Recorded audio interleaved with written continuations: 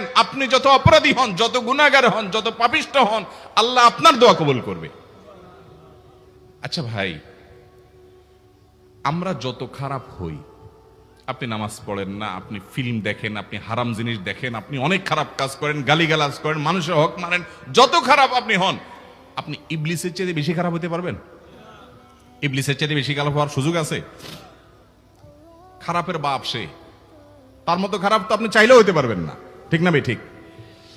এই ইবলিস আল্লাহর কাছে দোয়া করছে কখন? এমন সময় যখন আল্লাহ তাকে নির্দেশ করছে সিজদা করো। আদমের সম্মানে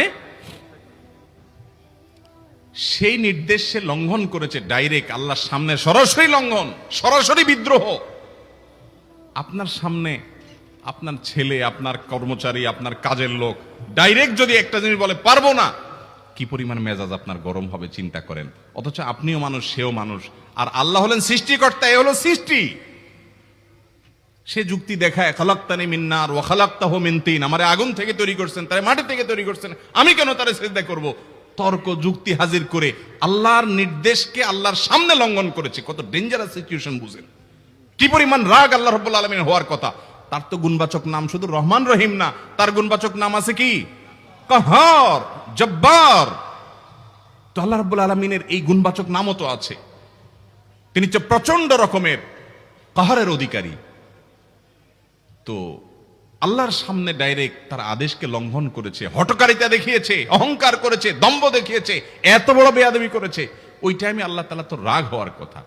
ওই রাগের সময়, ওই কঠিন সময় ইবলিস যখন আল্লাহ তাকে বললেন, যাও ফখরুজ মিনহা ফাইন্নাকা রাজিম, জান্নাত থেকে বের হও, তুমি বিতাড়িত, আল্লাহ রাগ হয়ে তাকে জান্নাত থেকে বের করে দিলেন।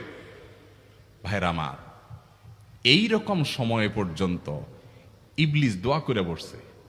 কি দোয়া করছে?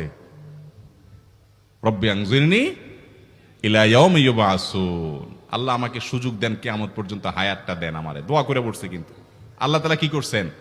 আল্লাহ বলছেন, তো বড় সাহস তোর বেটা, মাত্র সিজদা করতে বলছেন করলি না, কমবখত, আবার দোয়া করস? আল্লাহ সেটা বলেন নাই।